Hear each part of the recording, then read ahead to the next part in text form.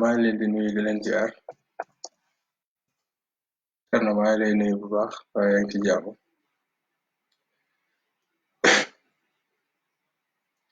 man nag damaa xaw a kawe ci affaire direct bi moo tax kon nga nekk fi ci duma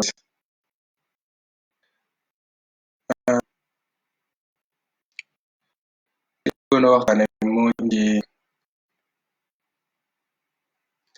waaw ça va ñu ngi nii rek ñu ngi sant waaye yàgg na moom yàgg na lool j'espère que yaa ngi ci jàmm bu baax a baax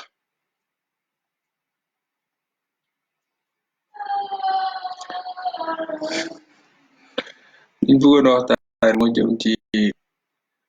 wàllu loi d'habilitation bi ak autorisation prorogation état d'urgence bi li tax sax ñu ciy wax xëy na mooy Bamba maa lay ziar lu bare bari ak jibi waaw li tax ñu ciy wax sax mooy réaction yi nga xam ne moo ci génn diggante démb ak tey bari na lool dégg nañ ay réaction ci rajo bi ku ci mel ni député doomi sëñ Bara Dolly ji wax na ci ak réaction wu Ousmane Sonko ñu bari yaakaar naa gis nañ liñ ci bind moo taxoon ak aussi gis naa ni ñu bari ñu ngi ciy wax moo taxoon ma jàpp ne xëy na jar na aussi ñu joxe ci suñu xalaat li may njëkkee nag dafay jëm surtout ci question de droit bi en tant que tel ndax yaakaar naa loolu moo ci gën a ëpp solo d'abord parce que mbir mi am na ci loo xam ni tamit c'est politique te politique moom ñi ñu jox xëy na responsabilité yi ñu def ay choix finalement le choix leur revient te mooy ñi nekk ci pouvoir bi actuellement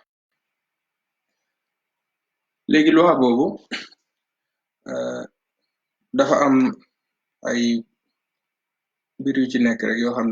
ne xëy na soo ko leeral d'abord comme que tey rek lañ koy soog a voté comme ni ngeen ko gisee version initiale texte bi nag di ngeen may dégg xaw a juridique tuuti waaye yaakaar naa ne waxtaan wi moo ko laaj daal parce que bu dee def live nii rek joxe sa xalaat dem sa yoon loolu moom yaakaar naa ni ñëpp a ngi koy def daal ñëpp a ngi koy def ñun dinañ joxe suñu xalaat mais dinañ jéem a tamit li nga xam ne xalaat nañ ni mën nañ ko cee wax leeral ñu leeral ko ci ci sunu ci cadre sunu xëy na sunu spécialité ndax yaakaar naa loolu mooy gën a amal njëriñ nit ñi que xëy na ñun position bi ñuy am ci wàllu politique wala mais aussi ñu xam ni réew mi it nit ki mën naa am positionnement politique far fenn ba pare du ko tee mu objectif loolu moom dama ciy teel a wax parce que li ngay xaw a seetlu rek souvent mooy ñi ànd ak Macky Sall par exemple duñ nangu critique wala duñ nangu ku wax ku leen critiquer wala buñ ko dee nangu itam parfois c'est très difficile nga convaincre leen ci yoo xamante ni c'est tellement objectif mais niki noonu itam opposition bi dafa am loolu tey jii Ousmane Sonko mel na ni boo ko critiquer sax ñu dal sa kaw te man mi ma àndoon ñu ànd ci présidentielle yi donc on peut être là et défendre son programme waaye nag du tee moom en tant que acteur politique day joxe xalaat tamit nit ñi wax ci donc na nit ñi xam ne tamit Ousmane Sonko ci boppam nekkul koo xam ne kenn mënu koo critiquer waaw mën nga ko critiquer ci ay positionnement comme ni mu libre di joxe ay appréciation ci gouvernement bi moom tamit en tant que acteur politique dina teg ay actes yoo xamante ni nit ñi tamit war nañ ko mën a jàngat objectivement ci loo xam ne du par parloo tey nag fi may nekk xëy na dina xaw a mel ni ku koy critiquer mais da ngeen di xam fi may waxee parce que man position droit bi laa njëkk a tiim ñu wax ci ba pare loolu nag bu ma ciy wax du ma ci xool Ousmane Sonko du ma ci xool keneen suñ paree nag mën nañoo discuter ci yeneen positionnement yi kon li njëkk mooy dafa am loi comme ni ngeen ko déggee loi ñu tuddee ko loi d'habilitation boo xam ne article premier bi day wax ni article premier bi njëkk bind dafa wax ni dans les conditions prévues à l'article 77 de la Constitution, le président de la République est habilité à prendre par ordonnance, dans un délai de 3 mois à compter de la publication de la présente loi, toute mesure relevant du domaine de la loi, afin de faire face aux besoins d'ordre économique, budgétaire, sécuritaire et sanitaire. Kon foofu ngeen gis ni mouture initiale bi texte bi njëkk a bind donc dégguñu fa liñ doon coow tey naan de tous ordres dégguñu fa tamit volet juridique wala volet financier donc liñ fa dégg mooy toute mesure relevant du domaine de la loi afin de faire face aux besoins d'ordre économique, budgétaire, sécuritaire et sanitaire. Après ci ginnaaw gi le garde des sceaux ministre de la justice jël benn amendement bon gouvernement amendement boo xam ni mu am lum ci soppi li ma liiroon léegi rek dans les conditions prévues par à l'article 77 de la Constitution etc. Le président de la République est habilité à prendre toute mesure relevant du domaine de la loi afin de faire face aux besoins de tous ordres, notamment économiques, budgétaires, financiers, juridiques, sécuritaires et sanitaires. Kon foofu nga gis ni yokk nañ ci groupe de mots de tous ordres d'abord après ñu wax yi nga xam ne mooy volet notoire yi mooy notamment ñu yokkaat foofu volet financier déggu leen ko ci woon avant ñu yokkaat ci volet juridique donc muy ñaar yuñ ci yokk ak tamit noonu ñu ko gisee de tous ordres groupe de mots boobu loolu nag déglu naa tey rapporteur loi bi mu wax li nga xam ne parce que texte yi aussi parfois doo ko gis wax ni ci exposé de motif bi wala ñoom ci seen travaux yi wane nañ ni ministre bi dafa leeral lan moo tax mu dugal ci juridique d'abord donc juridique liñ ci bëggoon mooy ñu ne dañuy bëgg en compte xëy na nga xamante ni comme situation bi ñu nekk justice du mën a liggéey normal donc lépp lu jëm ci délai de recours wala délai de prescription action en justice ñu mën a jël ay mesures de suspension ci loolu donc loolu lañ wax ni moo indi baatu juridique bi donc loolu dama koy wax noonu rek en passant pour l'instant parce que dinañ ci ñëwaat ndax gis nañ ni am na ñoo xamante ni taxaw nañ ci ku mel Ousmane Sonko taxaw na ci député Mbacké sëñ Baara doomi sëñ Baara ji tamit taxaw na ci donc mais tey liñ voté finalement loolu dugg ci finalement tey liñ voté dégg ngeen député Abdou Mbow mu proposé benn nee na ñoom en commission proposé nañ benn amendement buñ discuter ñu proposé ko tey ba acté ko amendement boobu li mu wax mooy ñu supprimer groupe de mots de tous ordres supprimer tamit le volet juridique maanaam terme juridique bi ci duggoon noonu donc finalement texte bi nga xam ne moom lañ voté tey ak ñi fa nekkoon ñu voté ko à l'unanimité ñu ne dans les conditions prévues à l'article 77 de la Constitution le président de la République est habilité à prendre par ordonnance dans un délai de 3 mois à compter de la publication de la présente loi toute mesure relevant du domaine de la loi afin de faire face aux besoins d'ordre économique, budgétaire, financier, sécuritaire et sanitaire. Kon donc finalement mën nañoo jàpp ni le président de la République pourra légiférer par ordonnance pendant un délai de 3 mois nag donc en matière économique, budgétaire, financier, sécuritaire et sanitaire. Foofu ma cabaxal ci rek ne xëy na un acteur politique aussi pourrait trouver à redire que ni on ne voit pas le volet social ci biir loolu waaye loolu pour wax leen ni leen rek xëy na toujours mesure noo ko jëlee rek du ñàkk am yoo xamante ni on peut trouver des choses à redire reste à savoir nag si c'est vraiment fondamental ou pas loolu lañ bëgg a ñëw donc man dama koy traiter d'abord ci approche juridique boo xam ne damay laaj ndax parce que loolu dama ko gis ci texte Ousmane Sonko gis ko ci ñeneen gis ñu ne mu ne loi d'habilitation bi dafa anticonstitutionnel donc man damay laaj ndax est-ce que la loi d'habilitation est-elle conforme à la constitution loolu nag xëy na am nañu habilité ñoom buñ leen laajoon tey ay juridiction yoo xam ne ñoom ñooy am pour répondre ci loolu mais nag en tant que mën nga texte yi xool ba xam wax ne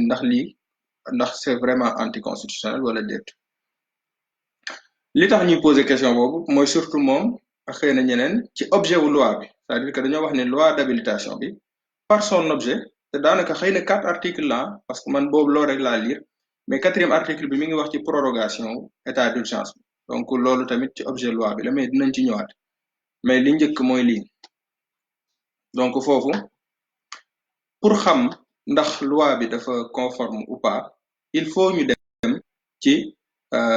li nga xamante ni mooy article yi nekk ci constitution bi lecture croisée nag la ñuy def parce que doo lire benn article rek yam ci l'article 77 je vais juste donner les kii après globalement xëy na kenn ku ne comme intéressé di nga gën a mën a creuser en tout cas pour xam domaine bi nga xamante ni ci la assemblée nationale mën a habiliter le président de la république il faut faire une lecture croisée de plusieurs articles de la constitution l'article 77 l'article 67 l'article 76 l'article 78 l'article 103 de la constitution benn bu ci nekk vite fait dinaa ci wax l'article 77 parce que moom mooy prévoir la possibilité même pour l'Assemblée nationale d'habiliter le président de la République à prendre des mesures qui sont normalement du domaine de la loi donc alinéa 2 bi mooy préciser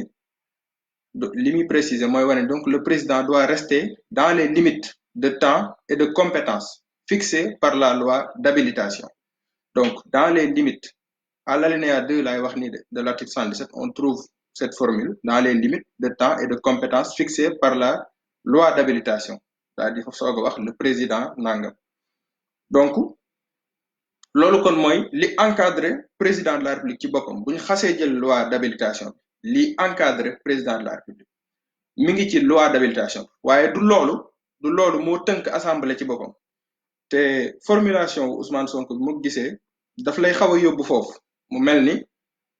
le fait que ñu expliquer loolu dafay tënk assemblée nationale moo wax ni déedéet du loolu mooy tënk assemblée nationale loolu mooy tënk président parce que la loi d'habilitation moo koy habilité bu paree nag président ci biir liñ ko habilité rek la mën a wëndeelu mënut a génn foofu donc loolu la texte bi wax donc mais nag loolu waxul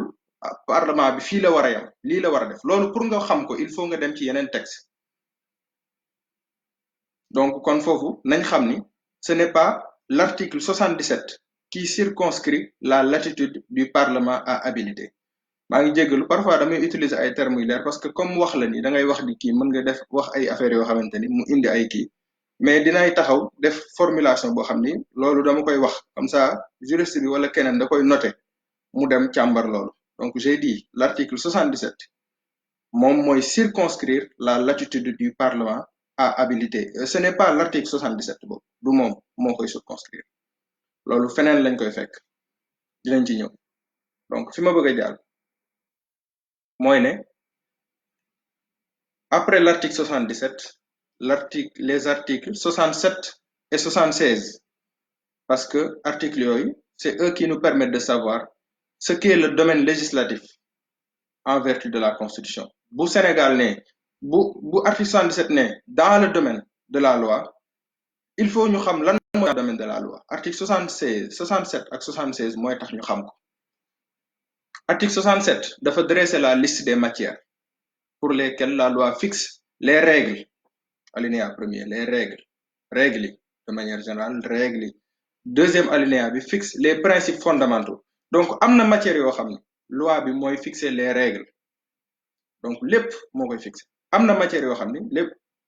principes fondamentaux yi rek lay fixer donc yenn modalité yi loi bi moom du ci taxaw donc loolu dañuy may pouvoir réglementaire mu def ko loolu lu ñu war a préciser la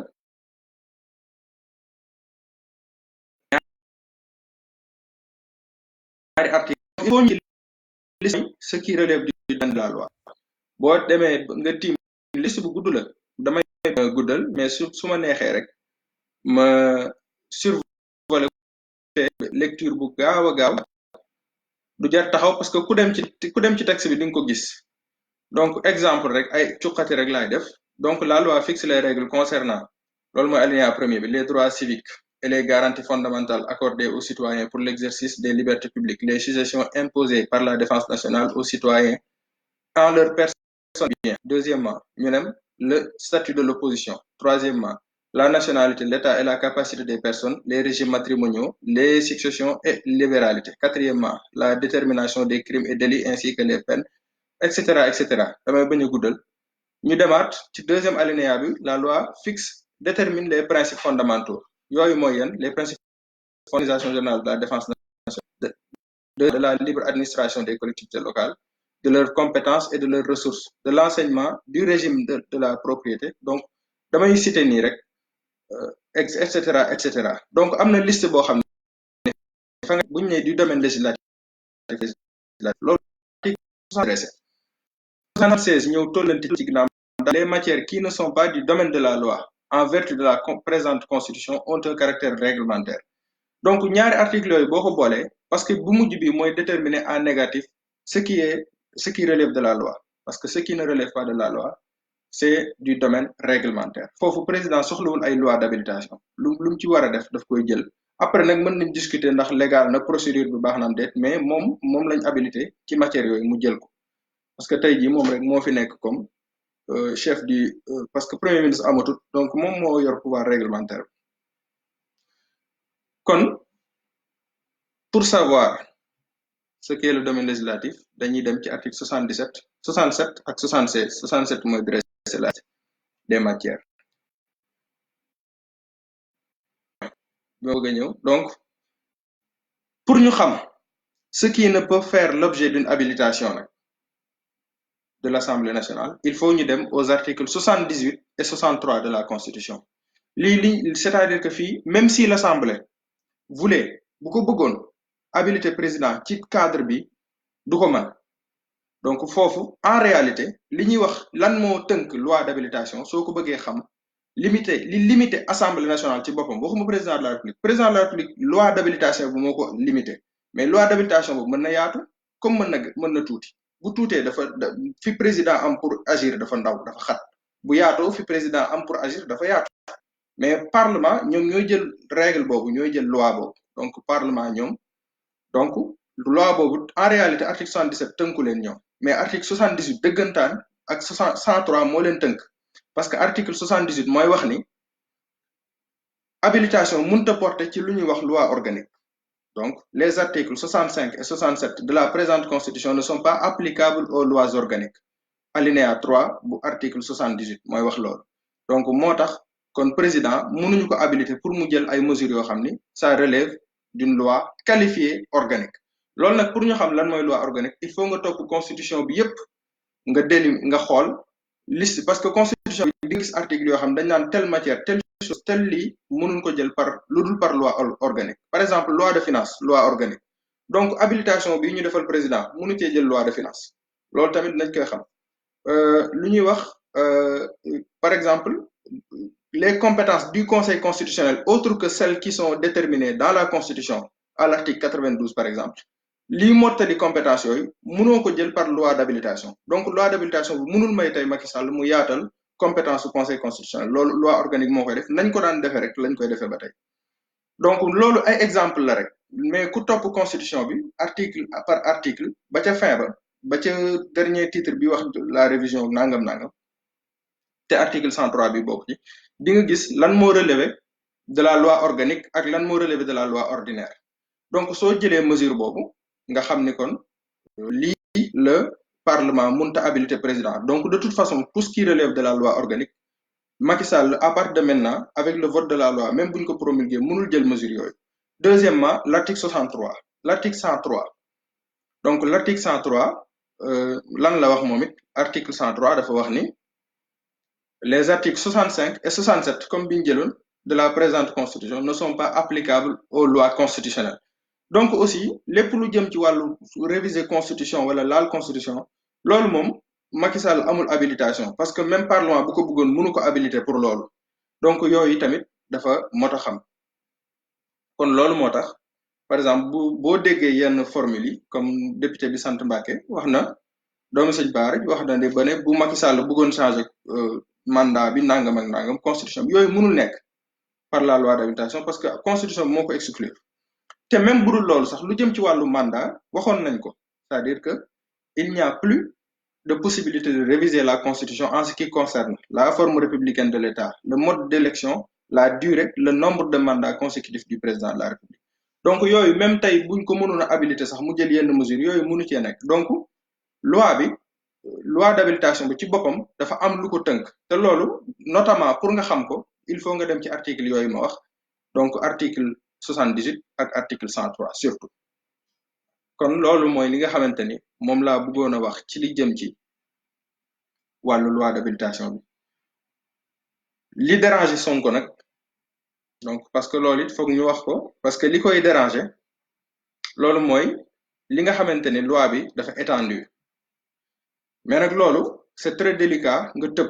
daal ne c'est anticonstitutionnel loolu moom moo ci sama position du caageen ni dara mais position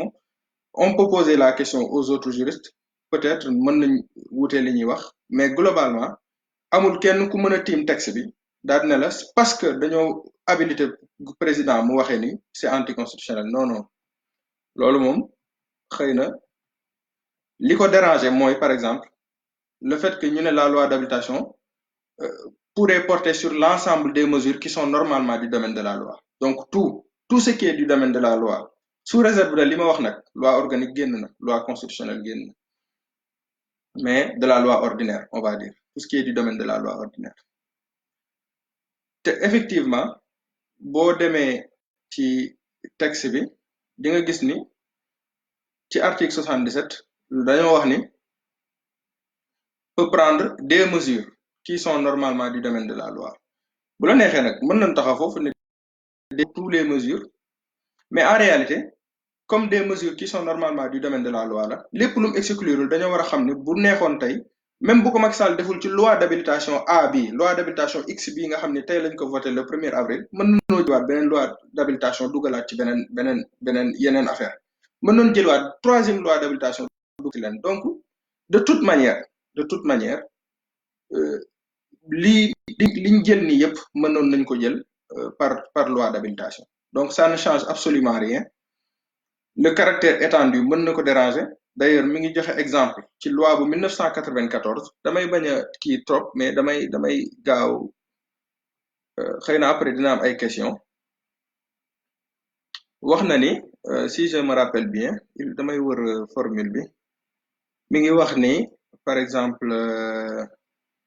en 1994 ku lire texam bi loi d'habilitation dafa war a précise d'accord loolu d'accord c'est-à-dire que plus c'est précis mieux c'est bay jox exemple loi bu 1994 mais foofu dafa am benn subtilité bu am boo xam ni moom tamit il faut mu tenir ko en compte mooy en réalité on n'est pas en période normale parce que 1994 boobu muy wax ne on n'avait pas décrété l'état d'urgence décrété wuñu luy mel ni état de siège wala leneen tey dañoo am loi d'habilitation ci cadre situation exceptionnelle boo xam ni président daf cee décréter état d'urgence mais léegi boo xasee décréter état d'urgence te lan moo tax président décréter état d'urgence nañ ko laaj boo xoolee boo delloo ci formulation yi boo xoolee loi du 29 avril 1969 je pense loolu la donc loi bi nga xamante ni relative à l'état d'urgence et à l'état de siège loi 69-29 du 29 avril 69 loi boobu boo delloo ci article bi nga xamante ni mooy permettre ñu décréter état d'urgence da ngay gis ni li muy nuru mooy président dafa gis ni on est en présence d'une situation de caractère qui a le caractère d'une calamité publique waaw donc foofu la ñuy loolu lay sukkandiku donc dañoo nekk ci situation boo xam ne en réalité dañoo soxla ay mesures dans plusieurs domaines donc nécessairement loi d'habilitation bi ñëw te li may wax ni du droit c'est un peu de droit la mais aussi question d'opportunité on est en situation exceptionnelle forcément président buñ koy habilité lépp lu mën a laal situation boobu dañ ko ci habilité waale pour noppale sinon dañuy ñëwaat de toute façon ça ne change rien mooy on peut légalement mën nañu ñëwaat jëlaat beneen loi d'habilitation légalement chaque fois on peut revenir prendre une loi d'habilitation donc ça revient au même nga jël benn loi d'habilitation prévoir ci une palette large de mesures boo xam ne moom la war a mën a jël donc loolu nag xëy na mën na dérangeant ni mais nekkul loo xam ne mën nañoo taxaw ne c'est anticonstitutionnel parce que quand même te professeur Issa Sall aussi wax na ko tey ci assemblée nationale bi man li mu wax aussi loolu laa gën a gis mooy ne nécessairement situation bi nekk dafa laaj ay intervention ci domaine yu bari même Sonko mi ngi cité social mais social bi sax far nekkul ci texte bii nii mais mënoon na ci nekk dafa transversal situation bi nekk ni état d'urgence bii nii lim laaj mesure yi mu laaj dafa transversal parce que lépp la laaj corona bi moom ku ko xam suivre ko topp évolution bi ni mu demee da ngay xam ni coronavirus bi dafa impacté ci domaine yëpp donc nécessairement loi d'habilitation boo xamante ni day yombal régler situation boobu après nag mën nañ discuter ndax ki ñu koy yombalal dina liggéey ou pas loolu moom mën nañ cee discuter duñ ci tomber d'accord ñii dañuy gis ni narta liggéey te ils ont le droit de le penser mais ñeneen dinañ gis ni nar na liggéey et ils ont le droit de le penser ñeneen dinañ gis ni du question narta liggéey wala nar na liggéey mais lépp luy mesure lépp luy moyen yoo xam ne moom la war a yor pour liggéey mën nañ ko ko jox te toutes ces positions sont défendables mais li leer ba leer mooy coronavirus moom dafa transversal donc fépp la laal naturellement une loi d'habilitation qui intervient en contexte de coronavirus forcément day nekk loi bu transversal day nekk habilitation boo xam ne day transversal te loolu bu demoon ci même dans un pays à état de droit bu tax ñuy wax dëgg boo demee ci juridiction constitutionnelle yi wala juridiction administrative yi nga xam ne ñoom ñooy contrôler loi yooyu noonu loi d'habilitation yi surtout juridiction constitutionnelle par exemple conseil constitutionnel bu France supposons bu demoon tamit contrôle bu flasque lay contrôle du ci sonn trop day jàpp ni nécessairement contexte bi ñu nekk loi d'habilitation bi day vague en groupe day vague te vague boobu moo déranger Ousmane Sonko ci kii bi en tant qu'acteur politique nag c'est normal mën na ko déranger et j'accepte le fait que mu génn wax comme munul dem mu wax xalaatam mais nag loolu engagé wul droit bi de loolu moom nañ ko xam waaw c'est-à-dire que c'est pas contrairement à ce qu'il dit je trouve que ce n'est pas du tout anticonstitutionnel loolu moom d'accorduñ ci te ma leeral ni nag faruma ak pouvoir bi parce que Sénégal li metti mooy dañ jàpp ni boo faree kenn waroo am argument waroo am opinion dissidente waaw te loolu mën a nekk la mën ngay ànd ak nit ki mais chaque point bu taxawee liñ ci war a wax nga wax ci sa xalaat donc loolu la kon daal xëy na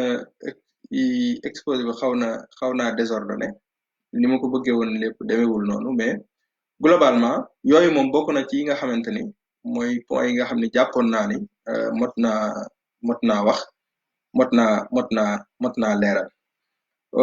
am na tamit leneen lu ci am mooy bu ngeen xoolee loi te loolu Saybani Sougou sax noté woon na ko te muy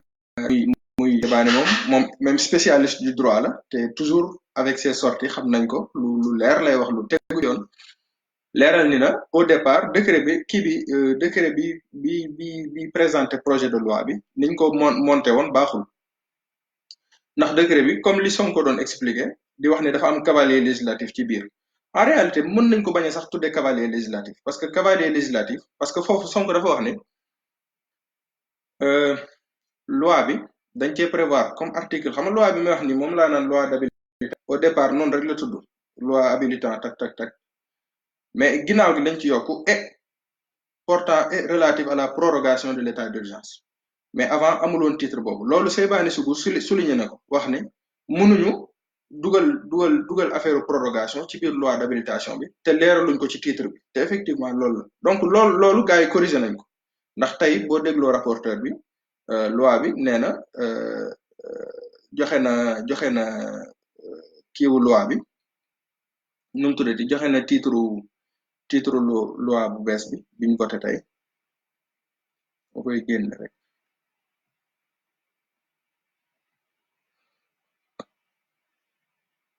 muy loi 09-2020 habilitant le président de la République à prendre par ordonnance des mesures relevant du domaine de la loi pour faire face à la pandémie du Covid-19 et autorisant la prorogation de l'état d'urgence donc li Sonko doon kaas xëy na ci article 4 bi ne cavalier législatif la ndax dañ ko dugal ci texte boobu réparé nañ ko mais en même temps mënuñu ko tuddee cavalier législatif forcément loolu it waxuma ko ndax politique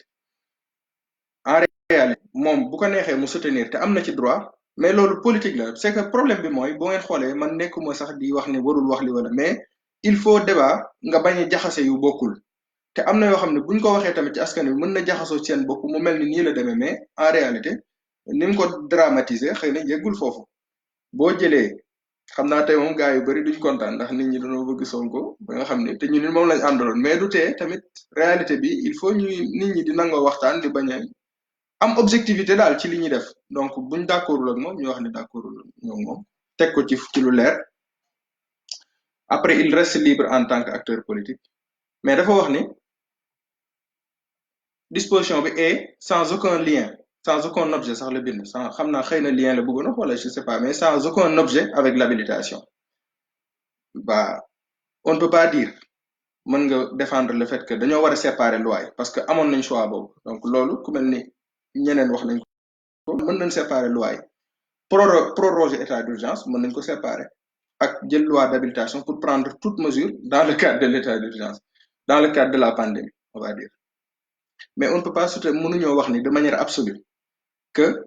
prorogation état d'urgence est sans lien avec l'objet de la loi d'habilitation loolu moom man ku ko mënoon di wax duma d'accord waaw ku mënoon donc dafa tombé mu nekk Sonko mais ku mënoon doon duma d'accord c'est pas dépourvu de lien donc am na ay lien te loolu am na juridiction yoo xam ne boo fa demoon tey boo leen ne lii cavalier législatif la ay juge laa wax yu indépendant dañu naan ne déedéet ñii mën nañ ne waaw ñii ne déedéet donc c'est à l'appréciation loo xam ne c'est à discussion mënoo cee comme ak yenn fermeté yi comme neex nag nga d'accord ak moom mais finalement le problème a été réglé de toute façon parce que ñoom bi ñu yokkee te loolu mooy li Seybani waxoon rek Seybani boo xoolee qualifié ko cavalier législatif dafa wax rek ne titre texte bi dañ cee war a boole prorogation bi parce que loolu dañ ko war a préciser parce que c'est pas dégg loi d'habilitation rek même en tant que juriste du tax nga jàpp ne automatiquement prorogation état d'urgence da ci dugg waaw donc loolu et en parlant de prorogation d'état d'urgence foofu tamit mën nañoo taxee ñu expliquer ndax loolu su bu ngeen comprendre li may wax nii dama ci dugalaale ak parce que acteurs politiques yi dañuy wax yoo xam ni parfois tamit di ay confusion yoo xam ni man jàpp naa ni période bi ñu toll dañuy dénoncer man maa ngi dénoncer chaque jour lu war rek mais am na ci yoo xamante ni bon jaru ko daal jaru ko parce que y a pas objet à dénoncer ci yu mel noonu par exemple constitution bi moo wax ne article 69 ne état d'urgence 12 jours lay durer maximum donc mais prévoir na possibilité de prorogation boo xam ne assemblée nationale moo ko mën donc par la loi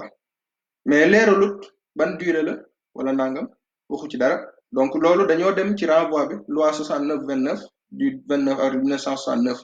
mooy leeral naka la demee article 23 bi ne la date à laquelle prend fin l'état d'urgence ou l'état de siège est fixée par décret lorsque cette date se situe avant l'expiration du délai de 12 jours prévu à l'article 58 boobu article 58 de la constitution moo fi nekkoon mooy article 69 tey bi rek donc après mu ne point deuxième phrase elle est fixée par une loi quand elle se situe après la prorogation de l'état de siège autorisé par l'Assemblée nationale foofu da ngay jàpp ne état de siège ak état d'urgence rek la ñuy waxaale foofu nécessairement parce que de toute façon soo waxut loolu soo jàppul ni état d'urgence bokku ci te loolu kenn bañu ko sax moom kenn discuter ko même Sonko koy wax di wane ni état d'urgence par loi lañ ko mën a def benn alternative rek moo fa nekk boo ne état d'urgence bokkul ci texte boobu lenn rek nga mën a wax kon mooy kon président saa bu day def 12 jours yu ne bu bëggee proroger mu ñëwaat décréter waat donc mën na décréter à x fois mais lenn la mooy loolu xam naa ay complications yoo xam ne xëy na jarul woon sax ma koy wax mais li am rek mooy loi mooy proroger état d'urgence prorogation boobu nag waxuñu date maximale waxuñu donc mën na nekk 3 mois yi mu nekk c'est pas illégal prorogation buñ mën a c'est pas illégal c'est pas inconstitutionnel sax la ñu war a wax parce que c'est une loi c'est pas inconstitutionnel du tout ndax texte bi ci boppam moo permettre assemblée ñu jël loi de prorogation te waxut durée bu mu war a doon maximale wala nangam circonscrire ko donc il est libre au gouvernement à la loi ñu proroger même à 3 mois donc loolu li tax mu ko mooy dégg naa tamit député boobu tey ci suba li ma en tout cas audio bi ma ci jot muy wane ni wala ñeneen di wane ni affaire yi waruñ ko mën a proroger ba yenn date yi mais loolu loi bi maye na ko donc yooyu daal xam naa moo nekkoon ay question yoo xamante ni moom laa bëggoon a soulever xëy na am na yeneen mais du ñàkk bu dee am na ay question yu ñuy poser dinañ ci ñëw maa ngi jëlee message pour xool te gis naa ni ça dure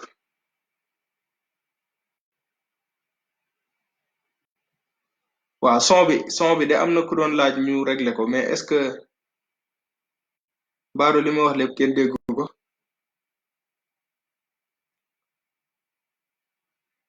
Alors le professeur Mboup maa ngi leen di nuyu gars yi ah sëñ Modou Niang gaa yëpp ñu ma limut ma koy faal Bamba sëñ Manta. Alors le dogmatisme dans le débat politique sama professeur Ibrahima Mboup n'apporte rien.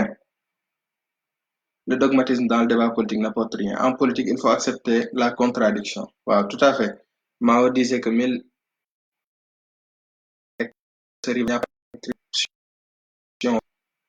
ouais, tout à fait. Non, loolu c'est-à-dire que foofu la ñuy waxee. Il devient nag souvent très compliqué. Sax ñu dañ jàpp ni boo foofu nga far jeex na. Amoo droit amatoo am sa xalaat mais loolu defaluñ ko kenn amul benn nit bu fi nekk fii ci kaw suuf bu ñuy àndal ci wàllu politique wala nangam. Boo xamee as tuut daal di ko jox sa bopp daal nga xam ni amoo droit wax am opinion contraire wala déet mais nag duñ changer trop parce que xam nañ ni en réalité c'est les choses vont ainsi Sonko xëy na ñu bari dugg na ci seen xol réew mi jàpp nañ ni kenn wartu mais il faut faire aussi très attention ci loolu man même bi ñu nekk ci élection yi loolu laa doon wax même ñi àndal ci biir man j'ai autant peur des inconditionnels de Sonko que des inconditionnels de Macky Sall donc loolu mooy te man politique moom noonu la mooy wax dëgg yàlla war nañoo mën a am ay position yoo xamante ni du nekk rek kii wax na li nga ñëw appuyer nangam te defoo ci gëstu xëy na ñu bari même bi ñu gisee ni damay def live ak ni ma ko bindee jàpp nañ ni damay ñëw pour dénoncer loi d'habilitation bi nangam mais déedéet on peut trouver des choses à redire mais nekkul ni comme niñ ko garaawale ni noonu la demee en tout cas man lecture bi ma ci def wanewul loolu te fi ma ci gën a dellu rek mooy acteur politique yi wax donc déglu naa Sonko wax liir naa texam ba mu jeex damay doon bañ mu gudd mais cet écrit bi est disponible donc ma topp point par point même am na yoo xam ni sax déglu naa Mbàkkem ki doomu Sëñ Baara bi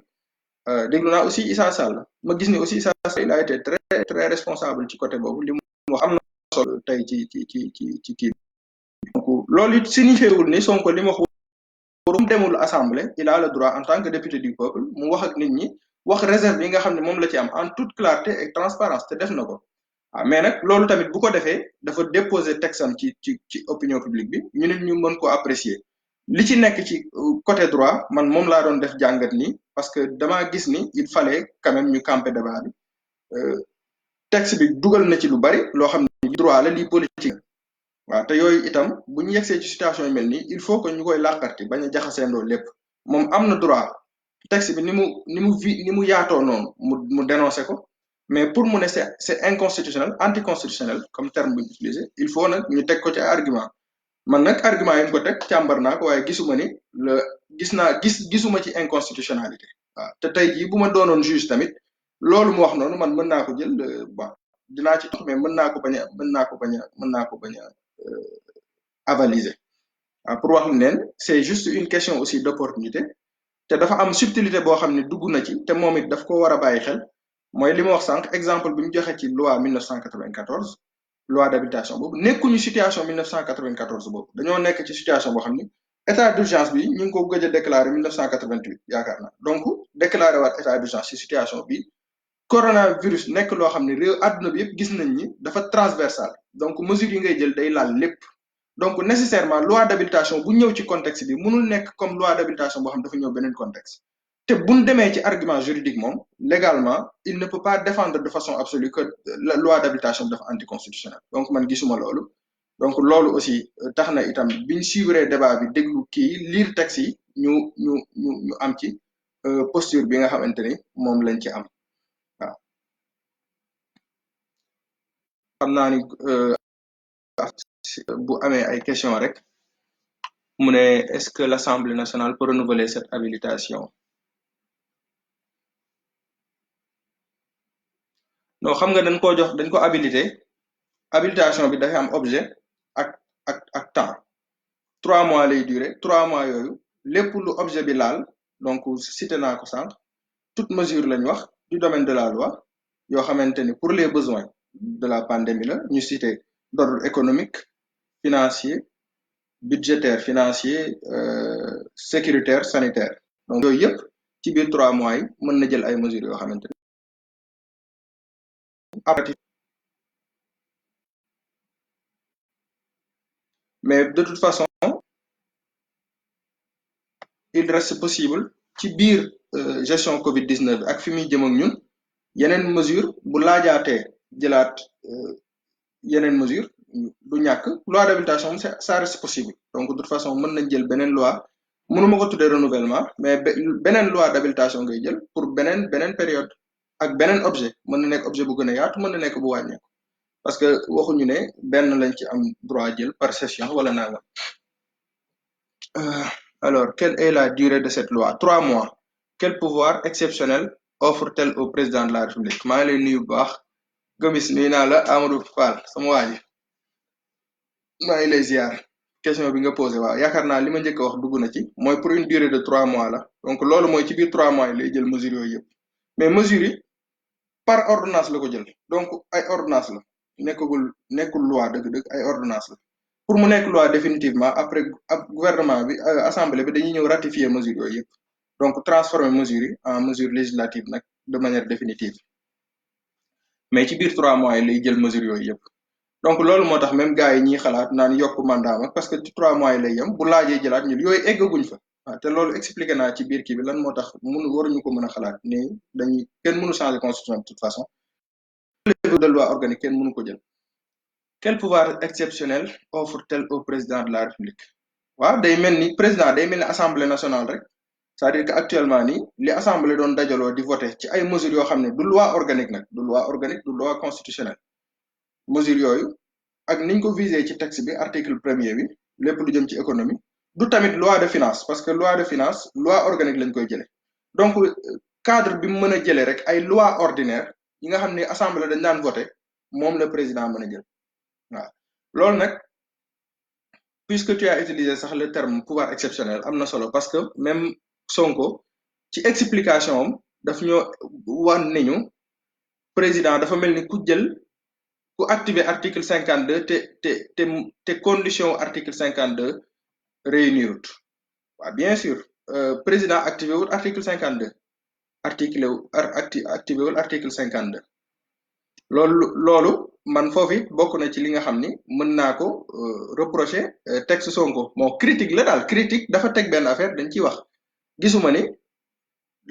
liñ jël nii automatiquement dañ ko war a dëppale ne dafa mel ni président dafa activer article 52 toute façon mënoon article 52 tamit comme ni mu ko expliqué noonu moom wax na sax ne les conditions ne sont pas réunies mais gis nga formule constitution bi nii ci affaire pouvoir exceptionnel ak situation exceptionnelle moom lu ñuy def ndànk la parce que c'est sujet à interprétation donc ce qui veut dire que même li ngay yaakaar ni réunirul woon sax gars yi mën nañu extrapoler ba génne ko te su boobaa mënoo ci dara donc li ma bëgg a wax mooy président bu fi génne woon article 52 au lieu que article 69 coow li dina bëri dina bëri trop juristes yu bëri dinañ jóg taxaw mais day jàll dina jàll de toute façon ñoom ñoo yor pouvoir bi te mënoon na jàll loolu li ma ci bëgg a wax rek mooy buñ jotee ci article 69 bi c'est bon après mën nañ discuter mais li wër te wër mooy article 69 du article 52 te aussi li déranger Sonko mooy article bi maanaam loi d'habilitation bi dafa yaatu lim laal dafa yaatu mais yaatu googu loolu c'est constitution bi ci boppam moo ko bàyyi noonu constitution bi moo ko bàyyi noonu ak beneen circonstance bu ñëw dugg ci mooy dañoo nekk ci état d'urgence pour une pandémie en raison d'une pandémie boo xamante ni damay jàpp ni bu ma delloo ci formule article loi 1969 bi mooy événement boo xam ne de caractère calamité publique donc loolu boo xoolee corona bi nii ñi gère corona moom ku koy suivre xam ko waxuma ñi kii ni jàpp ni sanitaire kese la déedéet corona lépp la laal donc lépp dafa transversal ça touche à tout donc nécessairement loi d'habilitation bu dugg ci cadre état d'urgence bii ñu nekk ni nécessairement day nekk loi boo xam ne dina vague loolu neexul a bañ dina vague donc loolu laal bëggoon naa ko ci wax te aussi même ci texte gis muy wax ci wàllu audience yi di wax ni le fait que président defal audience dans la foulée kii di waa conseil constitutionnel ak waa cour suprême loolu it war naa tey xel man d'accord ma d'accord mën nañ bu président ñëpp la fi nekk di dajale di ñun on n'est pas d'accord man ñi muy dajale nii ñëpp sax communicateur traditionnel même waa Y'en a marre tout le monde ci valse bi ñuy def dugg ak a génn ci biir palais bi pour lan daf koo jar man loolu d'accord ma ci mais n'empêche le fait que mu woo ñii nii di institution juridictionnelle yi boole leen ci yëf yi ah comme woo na ñëpp kay pourquoi pas ñoom te xel buy teey waruñoo xaar ba mu woo ñooñu ñuy teey xel ñun moom de toute façon justice Sénégal lu bari am nañ ci opinion boo xam ne gis nañ ni mu war a doxewul noonu mais loolu même pour continuer ko pour gën a dundal loolu président soxlawul sax mu leen di woo audience mën na leen a jot par téléphone wala muy wax ak ñoom ci fuñ gisul ñun donc c'est pas parce que ñi ngi ñëw palais que genn que xel dafa war a tey ci wàllu justice bi donc c'est-à-dire que man yooyu laa gis ni dafa nekk ay amalgame yoo xam ni bon xëy na tey moom dañuy yaakaar ni moom laa jóg pour attaquer mais en tout cas paysage politique mi ngi nii ñëpp a libre moom am na solo lool ci réew mi doy nañu ci lu bari mais teewul nag faaw ñu càmbar ay position te damaa gis ni position bi mu jël dafa déterminant trop ci opinion publique bi niñ tëbe attaquer loi d'habilitation bi noo xamante ni si tu t'y penches vraiment doo gis ni jar na ko daal jar na ko loolu nag firiwut ni on doit pas être vigilant on doit rester vigilant gis ngeen fan yi man dénoncé naa dóor yi ñuy dóor nit ñi ak yooyu te loolu c'est pas normal dóor yi ñuy dóor nit ñi day wàcce Sénégal day wàcce nit ku ñuul parce que réew yépp am problème instant bi mais réew yi ñàkkal solo seeni doomi réew rek ñooy nekk di dóor nit ñi noonu ci mbedd mi ci loo xamante ni ça ne se justifie pas génnal nañ ma fi nag benn article 19 bu loi bi ma lim sànq loi bi ma cité sànq loi boobu moom waxul parce que texte nit ñi du caagan da ngay lire texte nii rek dem sa yoon texte day appliqué wu ci ay fait day wax lan mooy taxaw ba tax ñu appliqué lii texte bi boo ko liree waxul ni nit ki day taxaw dafa nekk ci mbedd mi génn heure boobu fekk ko fi nga ñëw taxaw rek fekk ko fi mu nekk di ko duma donc waxul cas yooyu donc c'est illégal mënuñ ko wax donc de toute façon ñoom def nañ sax seen communiqué de presse daal ne c'est excessif nangam réew mu ñuy dumaatee noonu moom boo jotee ci ñu naan la sax c'est excessif xamal ni c'est un aveu quelque part et man d'accord ma ci niñ doon traité nit ñi noonu ci kii bi parce que affaire bi dafa laaj ay mesures d'accompagnement d'abord waruñ ko woon a mettre en application jour bi nga xam ne ci le président bi wax après minuit rek mu commencé loolu dafa teel dëkk yi ko def dañuy maye délai et puis il faut mettre de la pédagogie xam nañ ni président ak gouvernement bi régime policier la gën a doon dóor na fi nit ñi sonal na leen bu baax ci jamonoy élection ak yeneen ak vote yenn loi yi mais buñ nee ba si fii ñu naan ay nangami nit mën nañ cee faatu nangam ñëpp jox la lenge yi mais c'est l'occasion def benn communion def pédagogie jubóog askan wi sax maanaam police ñëpp doon benn donc ñu def pédagogie je sais que Sénégal toujours dëkk yëpp mel noonu am na ay brebis galeuses am na nit ñoo xam ni loo leen mën a loo wax dina am ñeent nit ñu ne ci mais pas ça le plus important donc ñi ngi on est vigilant on reste vigilant mais quand même d'où on ne va pas tirer sur tout ce qui bouge on ne va pas tirer sur quelques questions parce que affaire dans 10 minutes waaye c'est très intéressant ci une démarche pédagogique waaw loolu de la ñuy jéem lu jafe la nag ndax xam naa ni réew mi moom léeg-léeg nit ñi dañuy xas far fenn rek mu jeex la loi prévoit-elle une solution au cas où il y aurait abus de ce pouvoir que cette habilitation offre au président de la République non xam nga ñoom ils prennent des mesures qui relèvent de la loi mais on les prend par ordonnance nag muy état d'urgence muy leneen ordonnance moom mën nañ ko attaquer waaw parce que acte de l'exécutif la dañ koy attaquer ci devant une juridiction administrative donc cour suprême am na chambre boo xamante ni moom mooy gérer loolu donc ordonnance nag buñ koy attaquer dañ koy attaquer surtout par rapport ak loi d'habilitation bi mooy loi d'habilitation bi mooy wax fan la président am pour yam donc loi d'habilitation ci boppam moom mooy tënk président mais loi d'habilitation parlement ñoom li leen di tënk yeneen texte la ci constitution bi comme mooy yi ma doon cité sànq muy article 67 su ma juumul article 78 xamatuma sax mais article yi wax ci wàllu loi organique bi naan mënul porter habilitation mënul porter ci loi organique article 78 waaw ak article ak habilitation mënul porter ci loi constitutionnelle article 103 surtout ñoom ñooy wax ci loolu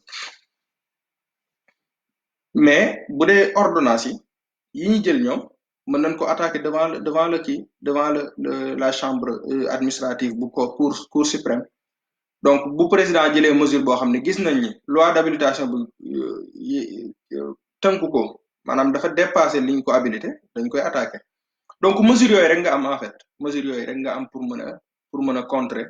kiiwu président de la république te loolu moom du woon tey du c'est toujours comme ça acte de l'exécutif la ça reste un acte de l'exécutif donc mën nañ loolu bu 3 mois yi jeexee nag ci biir 3 mois yi xëy na balaa moo jeex ñoom dinañ ratifier bu ñu ratifier affaire yi nu mu tuddati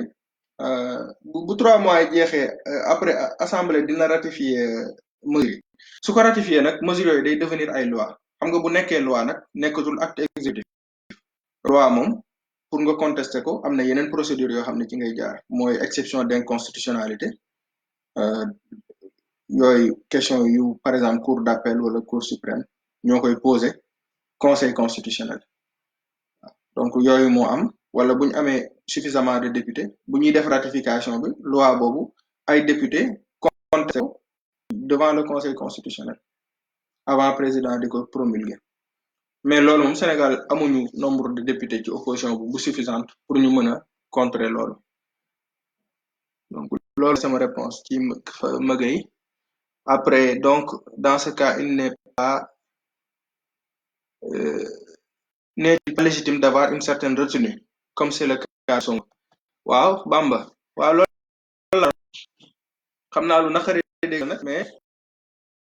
bon du question ni sax warul woon wax am na droit moom député la donc moom dafa dédouané boppam rek noonu laa gisee mooy mënul dem parce que segg nañ gars yi en raison du corona donc ña fa nekkoon ñoo voté après moom expliqué na raison loolu nag c'est bien parce que xeetu kii la mën na nekk veille maanaam wax ak nit ñi ñu gën a bàyyi xel affaire yi parce que tamit xëy na wax ji ci am ni moo tax amendement boobu tamit jàllul donte que amendement bi li tax jàllut waa pouvoir ñoom la rek parce que Abdou Mbow moo proposé donc ñoom su leen neexoon tamit gars yi coow ba sonn ñu bàyyi mu du tee li ministre bi waxoon noonu de tous ordres boobu terme bi doon déranger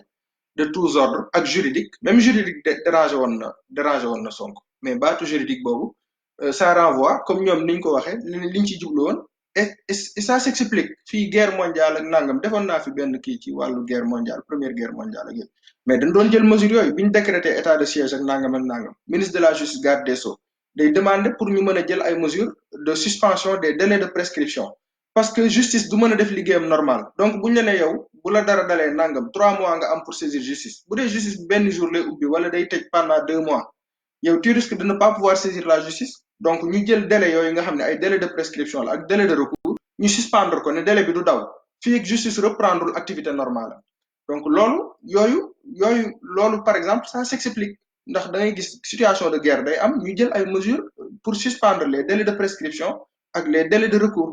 niki noonu yeneen xeetu situation exceptionnelle day am comme fii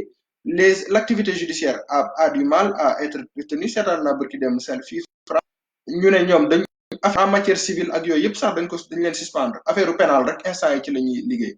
donc instant yi parquet yi procureur yeeg nangam ak juge pénal yi ñoom ñooy gën a liggéey instant bii nii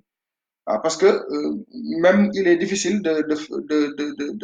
de remplir la nécessité de la continuité de l'activité du service public judiciaire de la justice donc loolu ça s'explique donc ça renvoie à ça mais ça ne peut pas renvoyer à comme li député bi doomu sëñ Bara bi doon wax ay affaire juridique boobu ay affaire constitution ay affaire changement non nekkuñu ci kii boobu alors l'appréciation peut-être bicéphale le gouvernement doit-il nécessairement me traverser rek un plan d'action détaillé comme l'a demandé Sonko pour pouvoir prétendre à une habilitation de la part de l'Assemblée nationale non gouvernement bi loolu c'est-à-dire que dañ ko war a def mais def boobu du juridique waaw loolu mooy li ñuy explique c'est-à-dire que moom laa wax ne la mooy politique d'accord nañ ni le plus liñ bëgg a def détaillé mieux c'est mais on sait que notre pays ne fonctionne pas comme ça même en temps normal rapport yi ñu war a def ci yenn affaires yi wala étude d'impact d'une loi par exemple duñ ko def donc loolu sax ay français gi biñ ko intégré yàggul trop te même étude d'impact yi parfois ça laisse à désirer mais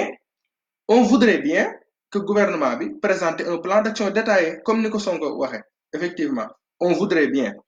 te loolu lu ñu mën a def pour muy am xëy na moo gën mais nag ça ne veut pas dire que parce que lu mel noonu ñëwul que affaire bi dafa anticonstitutionnel waaw loolu laay expliquer parce que de toute façon ñun dafa am problème yu bëri yu ñuy soulever instant yi yoo temps normal xam nañu ñun suñu gouvernement du def loolu mais loolu moo tax ñu bëgg leen fi woon a jëlee depuis longtemps parce que wax dëgg yàlla am na yoo xamante ni bëggoon nañ ko dépasser biñ fi jëlee Ablaye Wade waaw te loolu lépp côté bonne gouvernance la gënoon doon donc loolu moom mooy géej am na ndox mais loolu duñ toog nag ba biir coronavirus ak situation bi ñu bëgg ko lijjanti loolu dañ ko mënoon lijjanti si on n'a pas été capable de régler ça c'est pas en période de coronavirus qu'on va pouvoir régler ça on ne peut que s'en remettre à leur sincérité et à leur transparence loolu nag dañ leen di sas man noonu laa ko gisee c'est-à-dire que nañ leen sas vu que on ne peut pas prendre yenn mbir yi mënuñu def yenn affaires yi à leur encontre nañ leen sas nag nañ leen sas ñu def li ñu war a def mais ça ne veut pas dire que ni ñàkk plan boobu dafa tax affaire bi loi d'habilitation bi daal anticonstitutionnel en tout cas noonu laa ko xaw a gisee daal alors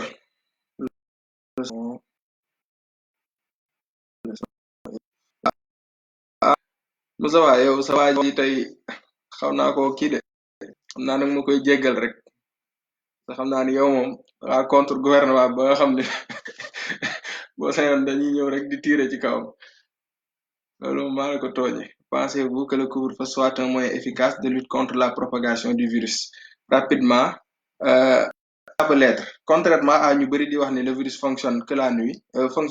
on dirait que le virus fonctionne que le jour loolu je ne suis pas d'accord aussi xaw naa maa ëpp réserve ñeneen ñi daal parce que dégg naa même docteur Mansour Diouf mu ne loolu ça ne sert à rien nangam ak nangam bon dafa waxee domaine am rek moom médecin la li ko ci ñor mooy virus bi circulation beeg yooyu mais yëf yi dafa bëri ay angle donc foofu xeetu angle mort la ci analyse am mais Sénégal ak réalité am virus bi tey bu ñu amoon lu ñu gënal confinement total la ñuy def ñëpp toog seen kër affaire bi jeex affaire bi du tax ni mu war a doxe mais xam nañ ni loolu c'est difficile à réaliser au Sénégal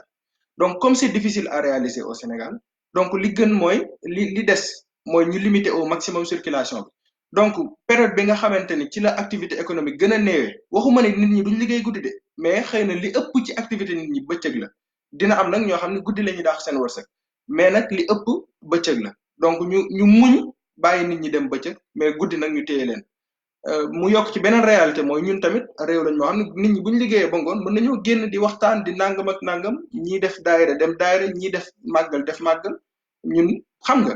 donc yooyu yëpp boo ko limité ci guddi gi yaa ngi limité risque c'est pas l'idéal mais ça contribue c'est-à-dire que benn facteur bu yokk rek ci type de mesure yi nga mën a jël en période d'état d'urgence parce que boo nekk état d'urgence am nga possibilité réduire circulation bi à telle heure à des heures déterminées donc loolu rek moo indi couvre-feu bi parce que dañ ko déclarer pour toute l'étendue du territoire parce que mën nga déclarer état d'urgence à Dakar seulement et pas à Saint-Louis ni à Diourbel mais mën nga ko déterminer à toute l'étendue bu ngeen gisee texte bi 23 mars la je pense président dafa décréter pour toute l'étendue du territoire biir boo xasee décréter loolu itam loi d'état d'urgence bi bu 69 bi daf lay may nga jël yenn mesures yoo xam ni réduire wala si maanaam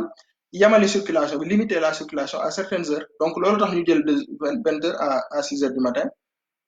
mu dugg rek ci biir état d'urgence bi donc day wàññi rek la circulation comme que nit ñi ngi circuler bëccëg c'est un mal nécessaire guddi gi nañ ko limiter nañ ko arrêter si possible pour limiter propagation du virus parce que itam nañ xam ni xeexu coronavirus prévention rek moo ci am surtout ñun suñu réew yi nga xam ni motaluñ lu bari donc prévention moom bu jeexee il est certain que doo mën a contenir affaire bi donc loolu moo tax rek yenn mesures yi ñuy jël de manière préventive léegi nag d'accord naa ni principe mise en œuvre dara mën na poser problème mise en œuvre couvre-feu bi ça peut poser problème effectivement man d'accord uma woon ci ni nga xamante ni noonu la parce que moom da war a synchroniser parfaitement ak situation ak état d'urgence ak couvre-feu donc waroon nañoo jël mesures yoo xamante ni heure bi ñu bëgg nit ñi nekk seen kër ñu mettre leen dans des conditions ci wàllu transport yoo xamante ni nit ñi heure boobu kenn dootul dox parce que moi j'ai vu des gens de bonne foi yoo xam ne tappalewuñ defuñ dara mais finalement 20 heures fekk leen ci mbedd mi te teguñ ko seen bopp donc loolu c'est pas normal te loolu l'État en est responsable loolu moom il faut le dire on l'a dit donc du coup loolu sax moo ma gënoon a tax dóor yi ñuy dóor nit ñi ma koy seetaan nit ñi di ci rey mu naqari ma parce que dóor bi dafa warul quoi qu'il en soit mais en plus ci ñi ñi dóor wóor na ni am na ñoo xamante ni ils n'ont pas fait exprès les quelques enfants quelques jeunes yi ñuy gis ñuy coow di tooñanteeg police loolu c'est des détails mënul ñàkk ci am réew waaw parce que ñëpp bu ñu yemee am ñu gedd seen cër loolu la wala fa wax alors euh, quelle est la différence entre une loi organique et une loi constitutionnelle? Une petite précision, je suis pas juriste. Loi organique, bon, loi organique, comme loi ordinaire la rek presque dañuy tànn ay matières yoo xam ne dañ naan ni ñuy voté loi organique ni ñuy voté ci matières yooyu majorité bi ñu soxla mooy gën a bëri par exemple bu dee loi simple majorité nii rek par exemple 17 yi voté pour 16 voté contre loi bi day jàll bu dee loi organique même bu 17 voté pour 16 voté contre loi bi du jàll parce que majorité boobu dafa tuuti majorité simple la dañuy am majorité bu gën a forte par exemple mën na nekk majorité absolue mën na nekk majorité qualifiée 3/5 wala nangam donc il faut plus de majorité loolu li ko war rek dañ naan matière yooyu dafa xaw a jege constitution du ay loi constitutionnelle mais dafa sës ci constitution parce que loi organique moom la ñuy wax ni par exemple bu ñu voté benn loi da ngay gis ni dañ naan les conditions nangam d'application sont déterminées par une loi organique donc loi constitutionnelle parfois day yam ci lu vague loi organique ñëw war koo eggale donc loolu mooy loi organique par exemple député yi seen niñ leen di fale genre yooyu loi organique lañ koy jëlee du loi ordinaire donc niñ koy voté majorité bi moo ëpp loolu rek la waaw donc yooyu rek différence entre loi constitutionnelle loi organique loi en principe au final c'est une différence formelle mooy majorité yi ñuy exiger rek mooy ëpp niñ koy voté day gën a compliqué que beneen parce que constitution bu nekk libre na pour ne lii laay def ci sama constitution bu ñu neexoon ñu xëy ne loi tel léegi constitution rek lañ koy voté waaw loi constitutionnelle rek lay doon donc loolu il faut nga jaar ci procédure de révision de la constitution pour mën ko soppi loolu rek mooy différence bi donc affaire de forme la rek mooy ce n'est pas par définition wala par nature dañ naan loi yi constitutionnelle rek la mën a doon loolu am na parfois mais même loolu ça se discute donc ay détails la rek li ëpp solo mooy pour un positiviste quel se nie nangam ak nangam comme ni ñu koy waxee toute loi différence yi ñuy wax loi organique loi ordinaire loi constitutionnelle différence formelle la mooy procédure bi ñu leen di voter rek moo wute waaw bu la ci gën a compliqué mooy bi gën a nekk ci kaw constitution moo ne ci kaw moo gën a compliqué loi organique topp ci loi ordinaire topp ci waaw alors les lois prises par le président dans cette période deviennent caduques à la fin de cette habilitation du sax les lois prises c'est les mesures prises par ordonnance qui relèvent normalement du domaine de la loi donc les ordonnances qui sont prises buñ leen ratifié wul ci date bi nga xam ne loi d'habilitation bi wax na dañ leen di ratifié loi yooyu day caduc waaw day dootul nekk loi dal donc mesure réglementaire lay far yam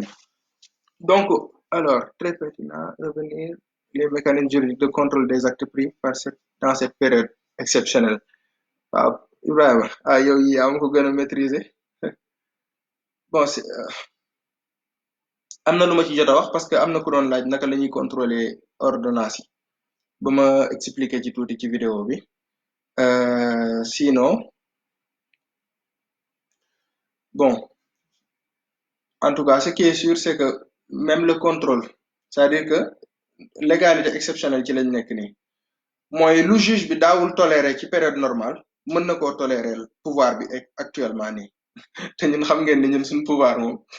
en général suñu juge leur tolère beaucoup de choses waaw donc pouvoir exécutif Sénégal le juge lui tolère beaucoup de choses donc contrôle boobu rek laa mën a wax en fait parce que xam naa ni de toute façon bu dee loi yi moom amuñu majorité buy tax ñu mën a saisir conseil constitutionnel nangam ak nangam mais li ëpp solo mooy ordonnance yi ay acte exécutif la acte de l'exécutif acte de l'exécutif nag mën nañ ko attaquer devant la juridiction administrative donc am na ñu ko mën a attaquer ñi acte yooyu di léser ñu am intérêt à agir ak tel nangam ak nangam donc tey jii mesure yu président di jël nii par ordonnance mais mën nañ ko attaquer devant la chambre administrative de la cour suprême donc loolu wax nañ ko yeneen mesures yi administration bi di jël yépp aussi mën nañ ko attaquer devant les juridictions administratives li am rek mooy c'est encore un peu plus complexe en période normale que en période exceptionnelle dañuy wax ne bu ñu nekkee ci période exceptionnelle comme situation exceptionnelle bi ñu nekk ba légalité exceptionnelle moo fi nekk mooy luñ daawul toléré mën koo toléré actuellement loolu moo tax itam li ëpp solo tey jii mooy ñun juriste en tant que juriste li nga mën mooy sensibiliser population bi pour comme yi may wax ci article yi ngeen bañ a jox lay pouvoir bi ñuy jël ay mesures yu gën a metti mooy par exemple li kii di wax auto confiné wu leen ku mën a toog sa kër ki nga xam ne am na possibilité nangam dugg bee génn bi jaru ko parce que itam lu la ci fekk finalement même bu dee ay taxes permettre nañ la nga mën a saisir nga mën a agir ak nangam yéen a gën a xam ne suñu réew yi même en période normale c'est compliqué nga exercer ses droits comme ni mu waree donc à plus forte raison période boo xamante ni liberté publique yi dañ ko restreindre te ci cas boobu lañ nekk depuis biñ décrété état d'urgence ci réew mi je pense que Sonko cherche après avoir été critiqué suite à son audience avec Macky Sall dont il n'avait pas reconnu la légitimité jusqu'ici cherche la petite bête pour se ressaisir et prendre ses distances waaw sëñ Modou waaw yow de moom xam nga yow moom yi nii da nga ko maîtriser macha allah mais effectivement xëy na loolu nag bon kon léegi nekkatuma ci affaire droit di wax on parle en tant qu'acteur nangam ak nangam mais effectivement loolu ngay gis c'est-à-dire que loolu ngay gis mais nag libre à chacun mu apprécier lan mooy kiyoom mais il faut nit ñi xam ni tamit Sonko acteur politique la donc politique bi bon du mën na nit ku baax mën nga nit ku baax dans ta vie privée ak yooyu yëpp loolu c'est important dañ koy xam te xëy na jikko yi moo ëpp solo li ñuy wax ni lépp bu jikko yi baaxee rek lu bari mën naa yomb donc loolu moom moo jiitu mais bu weesoo loolu il faut nit ñi xam ne aussi acteur politique la donc dafay def tamit li politique li acteur politique yi di def daf koy def xëy na du ci yegg fenn fi bokkutuñ ñoom mais du moom rek aussi acteur politique yi bari nañ fi ñoo xam ni gars yi dañ leen di sànni xeer nii rek mais boo leen xamee xam ni ñii ñu bari dëkkal lañ leen foo xam ne dëkkuñu fa waaw man damay bañ a kii nii mais am na ñu bari ñoo xam ne ci Sénégal nit ñi dañ leen di dëkkal foo xam ne dëkkuñu fa man je trouve que ils ont beaucoup sacrifié de personnes et de leur lu bari daal lañ sacrifié pour réew mi mais nit ñi aussi dañ leen catalogué fenn fi et c'est fini waaw man nag loolu moom d'accorduma ci mais nag mënoo ci dara c'est ainsi va am na lu nit ñi jàpp ne noonu la parfois mënoo ci dara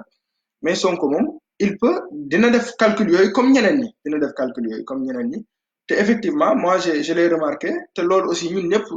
même man daf may dal parce que ñun d'accorduñu ci pouvoir bii nii Macky Sall parce que damaa gëm ni je reste convaincu xëy na lii moo tax mënuñ ci nekk di wax mais élection yi ni jaarut yoon processus électoral bi dafa biaisé donc moom buñ toppee yëfi en toute rigueur amut légitimité waaw te man loolu laa gëm mais nag parfois il faut nga accepter la réalité le fait mooy moo fi nekk mooy président instant bii nii même yi ñuy wax ni na ministre bi démissionné ministre de la santé na démissionné parce que nangam mais même yooyu sax il faut nga xalaat ci parce que mënoo nekk fii di démissionné loo nit ñi di créer ay instabilité ci situation bu critique donc est-ce que jar na ko est-ce que waruñoo sanctionné rek le nangam sàmm ki def usurpation de fonction mais am na ay lois yu fi nekk yoo xam ne mën nañ ko cee teg ay daan loolu jeex na mais est-ce que jar na ñu jël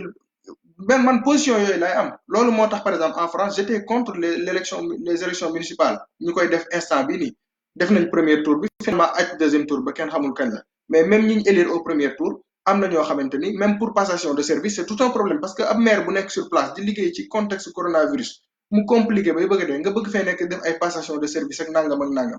mais c'est complexe mën nañ ko proroger benn une année ça existe yenn dëkk yi def nañ ko bu fekkee dafa nar a perdurer nag ñu réorganiser wu jël ay mesures